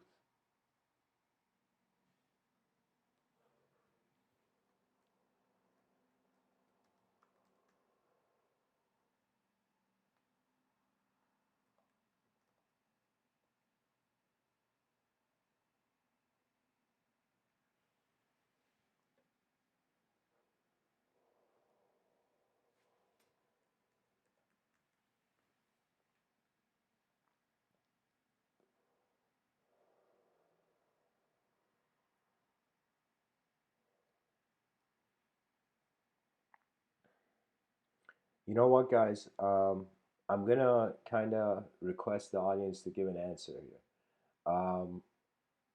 Before ending the talk, there's two things I felt like giving the options for audience engagement. Like, I can read a poem. I was thinking about lions.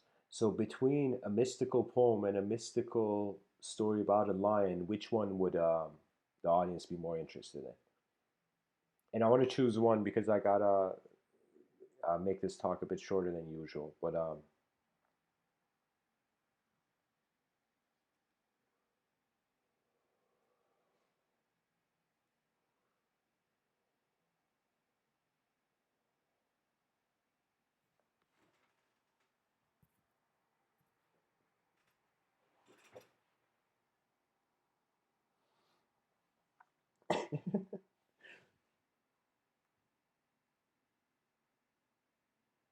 okay, guys, we'll go with the poem.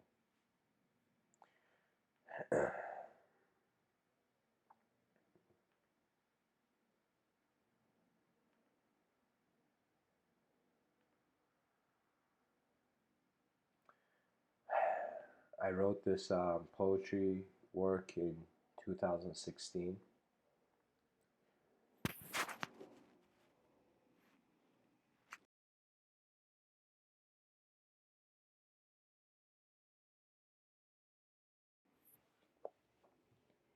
So there is 48 poems in this. Let me see what number comes to me. 19. 19. Let's read number 19. Or 27. I'll read 27. There we go. Let's see.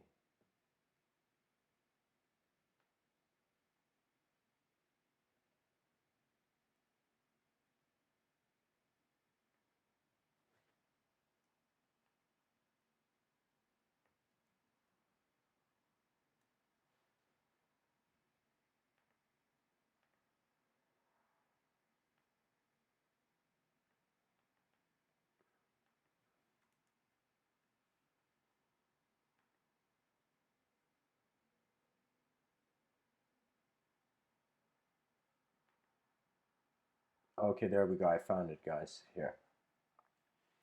So, just a second.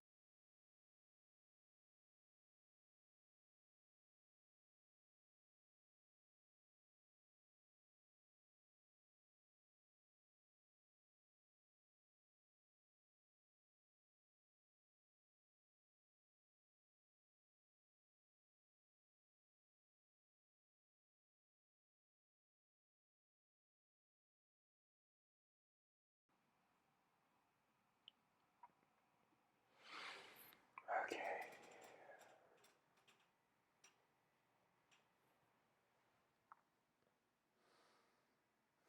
So, guys, this is the first time ever I'm sharing this poem, The Heart of the Absolute.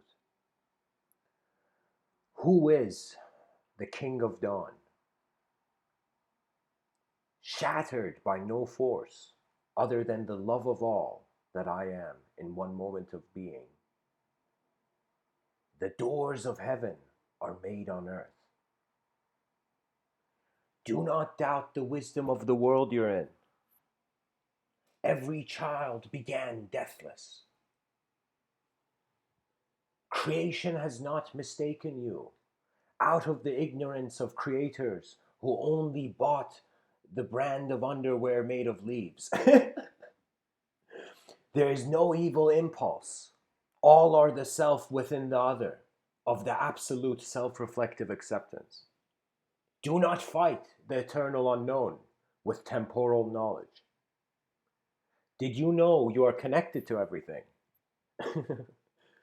The heart of the absolute is how an open doorway was in the key before the door could be seen. Do not ask for life to change, rather, change yourself. All dreamers are awakened within one transcendental glare. Do not milk the cow that does not exist. I am not calling you a farmer for what has planted the field of intelligence behind your eyes. Do not think of the thinker. Dissolve all thought within a moment that was always here.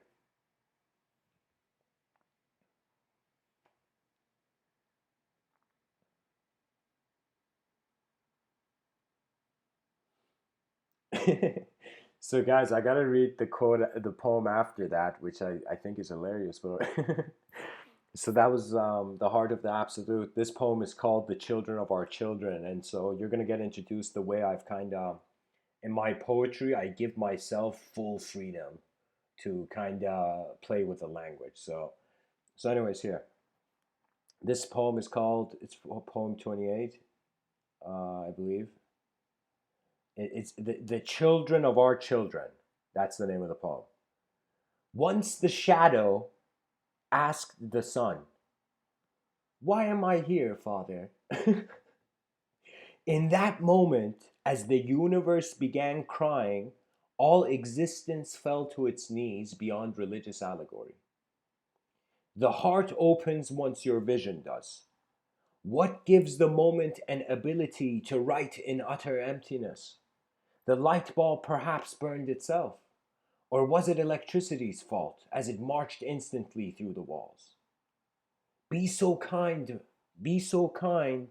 Mankind blesses you with the endeavor that ends the search of eons where it began from. The heart of life is in one beat beyond a pulse. Do not forget who you are. So so guys, there's something unique. It's as if like imagine the shadow is I'm saying it's as if like the little son of the sun. And it's as if like imagine you going to your father as a kid and saying, "Why am I here, Father?" So imagine the shadow is looking at the sun, which creates all the shadows on earth. The shadow is asking the sun, "Why am I here?" And I said here, the universe began crying. Why? Those weren't tears of like happy. No, I don't want to say happy tears, but like those. Why did the universe began crying when the shadow asked the sun, "Why am I here?" Asked its source, "Why am I here?" Because it was the evolution of chaos. It was the evolution of all chaotic forces in all dimensions. As if the next great command of our universe did not come from men. It did not come from people. It did not come from creatures. It was how the universe was commanding its laws as the human being becomes animate. So the universe began crying because when chaos asked, "Why am I here?" it was no longer chaos. Only when it saw the sun, only when it acknowledged the sun. That means life will be chaotic unless you acknowledge some sort of order. Because there is gravitational pull to imagery. That means if I suddenly begin living with hatred behind my eyes, I would imagine every day waking up and being like, "I hate this and I hate that and I hate this." That hatred would create a gravitational pull. And it would become a very inefficient filter for the progression of the human being. And this is why those who understand hatred is inefficient and why there's a secret efficiency to love. Because it keeps alive without destroying the freedom of the inner realms. Without love, history would not exist. Nobody would care enough for the world to, nobody would love life enough to go keep it in our history books. This is why scribes are not mentioned usually in history, those who bridge knowledge between different generations, simply because they were seen as the angels of nature, the angels of the intellect. That means they saw the value of knowledge to continue it. And it's as if they are not acknowledged. Like scribes are also, you can say the same things happening in the film industry for editors. Editors are like the hidden angels behind the director's back, you know? you know? And people see the director, but they don't see the angel standing behind them, you know? So, because it's like a divine intervention of the artwork created, you know? Anyways, anyway. So guys, I'll read one more poem and then um, we can land this plane, this episode. So the last poem I'm going to read is the poem after, actually, "The Children of Our Children." Uh, It's called Going Into Your Forehead. That's the name of the poem. I wrote this in 2016. The poem is called Going Into Your Forehead. Once at a house party, a fellow asked me about my third eye. At first, I felt confused, for couldn't he see the sun? The mother of truth shines beyond darkness. All believers in disbelief will find themselves in linguistic paranoia as the walls of language break like doors that try to save a forest fire. Be free when the beyond becomes your mistress, for within the void that is the thought of thought, all hearts beat at the same time. Do not let the archer blame the bow for the target's miss. Have faith in the hands of your moment, for we are all going into God's forehead. May the present moment lead the way. May the present moment lead the way. May your natural, direct experience of life be acknowledged before your unnatural, subjective identification and symbol attribution to existence. So pretty much realize that you are not just the words that are in your attention. You are the mover of the attention between through many worlds. Because language, what is it? It's kind of super advanced what we're doing. Communication, this is why I'm saying the era of advanced communication, because I thought if there was any sort of extraterrestrial witness of our planet currently, this is a possibility of an invisible sight upon the plane of the dimension we find ourselves. So I was thinking, what does that mean? That means we are automatically like actors in the same way a young child sees an ant in the yard. You know, on an ant hill, the young child sees that ant. That ant is also an actor, and we are the audience watching it, right? So when we realize we are in a sort of evolutionary design, therefore it's the utility. So what that means is pretty much if we were to look from an aerial view at our planet, its intelligence would be defined by how well it is using and aware of what it is, rather than how much it wants blindly something that at the end of it will be a void. What is real requires important attention and assistance. What it is I'm telling people your civilization is like this is like this is it's like a village back in the day that's being sieged, and people are just in their houses kind of updating their social media. You know, not realizing the village is in siege. So it's like suddenly the child that thought life was a playground suddenly realizes the playground was never a playground. And then the importance comes, because if there isn't experiential importance, you won't evolve from the current archetype. There wouldn't be a metamorphosis of identity. So I am saying we can even get to a point as a civilization where we can't even truly identify language as ourselves. So that means we're attributing symbols in the void, and this whole thing about the, as they would say, gender neutrification that's occurring. This is, of course, in the past. This is pretty much my awareness to these topics come from Jordan Peterson's work, really. I didn't even know there was something like this going on until I saw some of his videos.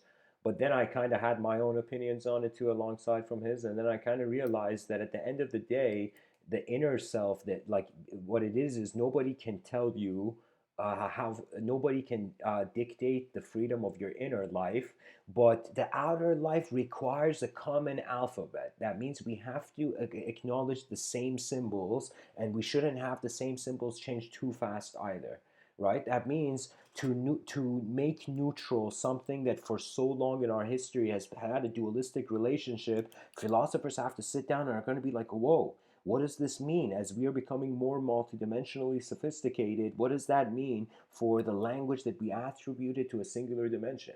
So it would mean that we have to be responsible or mindful of the space between the objective self and the subjective self. So this is the most important thing. That means your subjective self, you can choose to be, think as if you're a god right now. You can feel like a demigod right now. You know, you can choose in your subjective realms. There's some people, they called it foxkin. It's like a term given to people who feel they're incarnations of a fox. Right? So language is being used to, is being attributed to many things, but the confusion of mixing the objective with the subjective can be disastrous. That means if you are like a human being, but you act like a robot and think like a robot, that will have a horrendous kind of outcome, chaotic outcome. Because what it is you're not mindful of two different dimensions that are occurring separately, but you are choosing to see them occur at the same thing. So, you know how ignorant it is to be materialist? I feel it's incredibly ignorant, and people are going to be like, it's like, no, Mr. Within, it's ignorant not to be a materialist because we don't have evidence for anything else. And I would be like, you can't find 2D evidence for a 3 dimension, for a 3D thing. Okay? So what that means is to want to have proof before you see what it is, it means you're endlessly till the end of time filtering your result. It doesn't mean, it means the authentic exploration has died when you want to see proof first. Because it doesn't, and sorry, I don't mean this in the sense that you shouldn't want proof. I'm not diminishing law.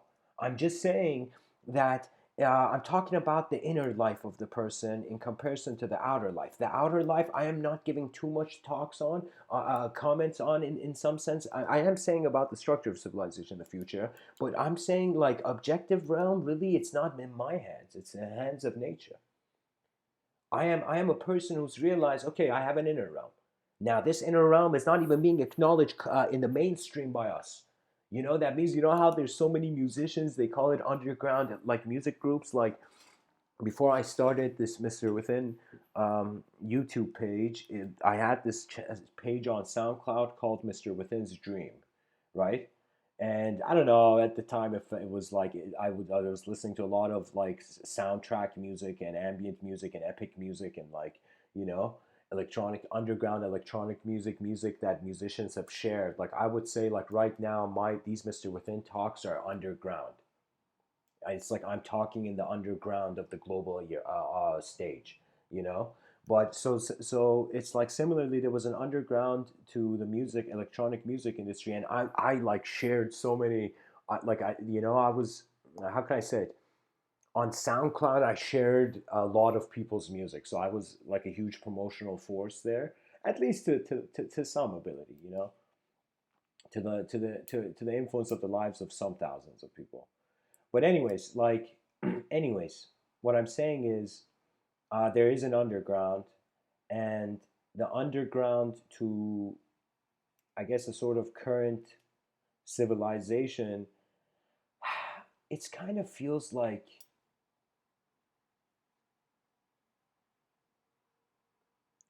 we have to find a model where the energetic output of the individual human being is also, we have to create a freedom that people would still want to be engaged, a system that they want to engage in and still be free in and expand as a human, like their human experience becomes much more advanced and incredible. But at the same time, a system that is also helping the overall system. So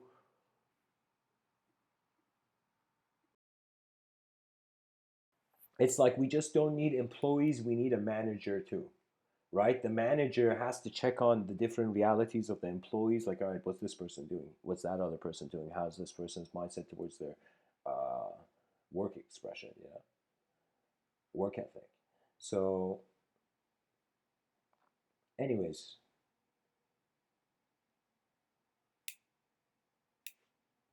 there was something in this last poem I read. Um,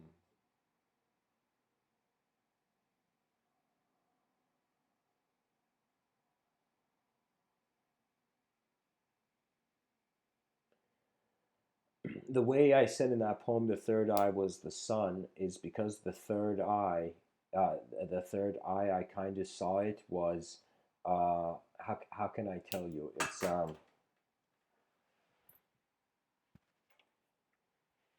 I don't know who numbered it. I don't know who thought like, but for me, it's your mind's vision. That means when you are having a dream, that is your mind's eye. That's kind of, you can say, the third eye. That means dreams are being seen by your third eye. But it could ultimately, at least in my experience, I don't even consider it, because for me, it's like the whole moment is intelligent, not just a certain unique relationship of a content in the moment. Oh yeah, here. This was the quote I want to say. Do not. This was in the last poem I read. Do not let the archer blame the bow for the target's miss. This is the birth of originality. This the moral of that. That you realize that it's like the mind is not just here to have things happen easy. It's like the mind is built with a certain strength to engage the world. In the movie Gladiator, believe it or not, there's a deleted scene at the beginning. It's my Gladiator's my best favorite film. Like the age I was when I saw that film, and when I saw that film, it was like it was like an emotion. It was an emotional experience in my inner realms, that film. But anyways, um,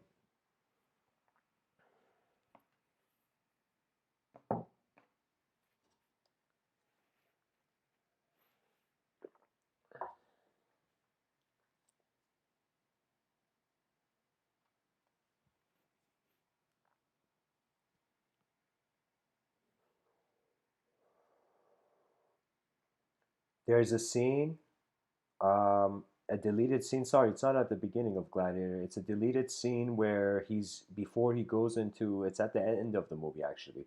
It's a deleted scene where before he goes into stage and kills the emperor, he's down there and his buddy, the kind of guy who at the end tells the soldiers to stop, he comes up to him while he's chained underneath the Colosseum and comes and tells him. Uh,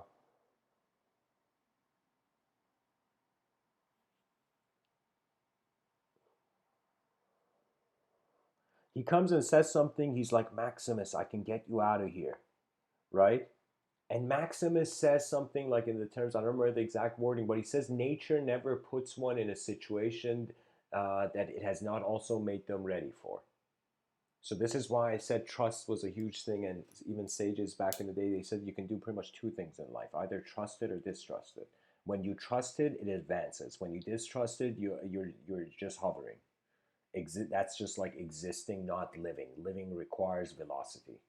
It requires you confronting a landscape to then at some point your choice arising as a direction in this landscape. And as you navigate and journey, it's like we have to kind of treat our minds as or our egos, our identities as spaceships where a sort of presence of attention is moving throughout the day, right? So it's like establishing the relationship of energy with attention and energy with how through attention thought emerges. So the relationship of thought, attention, and energy.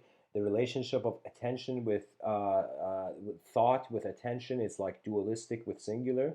The second dimension with the singular dimension. The relationship of attention with energy is singular dimension with the zero dimension with the void. Of course, in my own kind of school of thought, I can see everything in this whole plane of existence can be defined in, I call it, in these four dimensions. Everything from the inner to the outer realms. They can all apply to these. And it's the zero dimension, one dimension, second dimension, and the infinite dimension. I say infinite because after the second dimension, there's authorization for endless simulations. So you got to think of it this way, that the human mind somehow has been given access to an ability to endlessly create subtler virtual realities, right?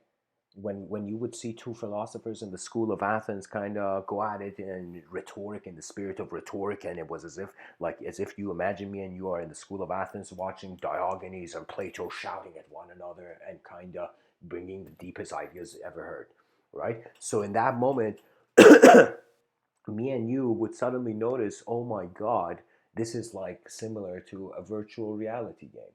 Imagine a multiplayer online virtual reality game, right? So it would be equivalent to that, where it's as if Socrates, Plato, and Diogenes, they have entered a level of consideration of subjective similarities, and it's like you realize this: great warriors, when their opponent drops their sword, they let them pick it back, you know? when it's a solo duel, you know? When it's war, of course, it's different, but like, but in a solo duel, the reason is because it's a demonstration of not just who is better physically, but it's a demonstration of elegance and mastery of attention and mind. So there are some people on this planet, they have mastered physical activities. You know, for example, when I see, and it's true, then we can say that you cannot master a physical ability unless you master some sort of mental ability, you know, some sort of mental dedication or routine, or not routine, but like, you know what I mean.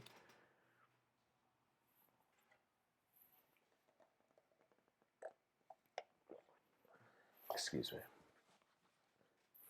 drinking some apple juice here. Is of like organic, like orange juice or something, like apple juice and orange juice sponsors.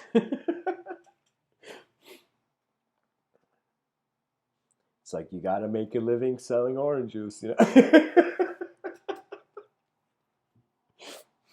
Sorry guys, I yeah got a bit playful there. Anyways, uh, yeah, it pretty much, again. I'm kind of, we have reached the end of the talk. I've said actually everything.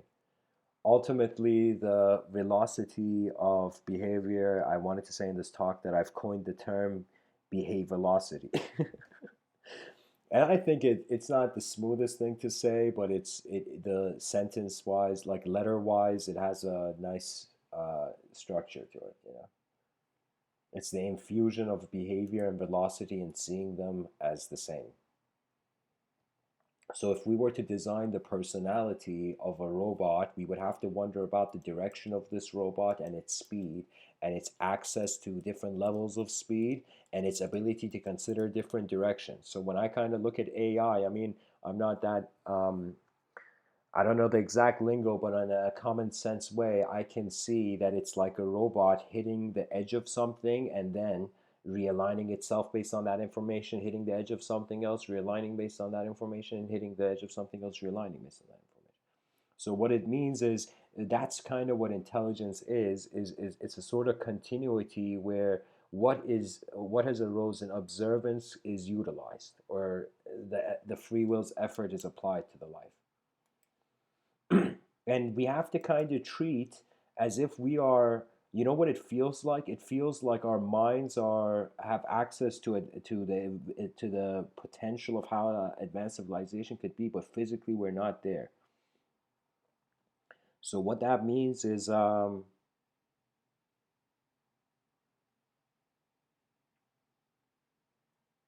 either we die as individuals or live as a collective. I mean, what else is it?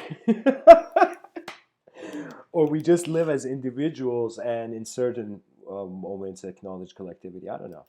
But really, the system is too complex. It's not a one man thing. I hope that more of the global community kind of gets onto these questions. You know, the era of advanced communication means that we're going to experience the most advanced ways human beings are going to speak to one another. They're not going to be speaking to one another to satisfy each other anymore. They're going to be speaking to one another as if they are being witnessed by all the writers and philosophers, all the people who have ever lived or imagined they're watching you. Then how would you behave? Then how would you hold yourself? Then how would you look at this life? When greatness was not in a linearized time, where greatness was the nature of reality, where the ultimate is being ultimate. How could the ultimate ever be disillusioned? How could man see heaven and fall from it? How can a phenomenon born in the divine, if you were entertain Abrahamic context, it's like how can a heavenly phenomena uh, be reduced? How can you kill the eyes? Let me say it like this. Excuse me. How can you destroy uh, the eyes of God? That in every religious text is said God is within everything. God is pretty much like the ocean if we're the fish. Okay. So how can you, in some sense, destroy that? So what it is, um, I mean, of course, we can't ignore Freudian psychology and how Freud was like, as long as people are afraid of death, they do require an agency to kind of like they may require divine agencies. That means some people, their supernatural experiences are actually based on how much you fear actually confronting the natural. And there's nothing to really fear about it. The whole point of nature is that it's already happening. That means as a natural being, I'm fulfilling my purpose. It doesn't matter how I live, I'm naturally alive, you know? But when it comes to consciousness and how we are the most advanced creature on this planet that can utilize and be aware of its surroundings, it's like then comes great responsibility. It's like Uncle Ben was not just telling Spider-Man with great power comes great responsibility. He was telling the human species that has sophistication of the intellect, the ability to discriminate, the ability to not just react animalistically all the time, but to realize that anything that happens in any moment, before you have an opinion on it, you are allowed and authorized to look, to observe the situation, and then in moments of comfort, not comfort, but in moments of um, kind of author, when you feel free to express. That means when you get this may not be just, you got to hear this in the right way what I'm saying, but I feel genius is born when it realizes nobody knows. That's when the true effort of the mind, when it's purely alone, it gets access to it, what it is. So it's like, imagine how you would behave if somebody like a close friend came. How much would you, uh, care for their mind and whatnot? So similarly, your mind is also your friend. Your mind is a mind in a room. Every human being has access to a mind. They can just sit still and silent and just observe how phenomenology is being meaning to them.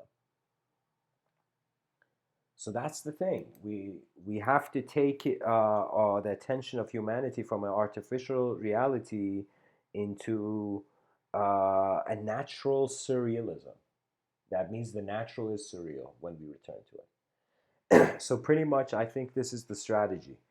Um, we build robots to endlessly make the human civilization interstellar. When we have robots, not human beings, going on interstellar journeys, that would mean that if our robots come into contact with extraterrestrial civilizations, whether they're kind or not, they would realize that we would, like, the biology of the human being doesn't get hurt. So it's as if there's going to be like a how can I say it? It's like robots till the end of time exploring the cosmos. Humanity just appreciates its natural existence while it exists. Because it's like it wants to see us around.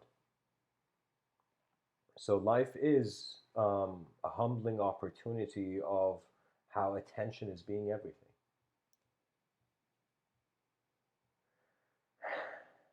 Thanks for tuning in, guys. Much blessings and namaste.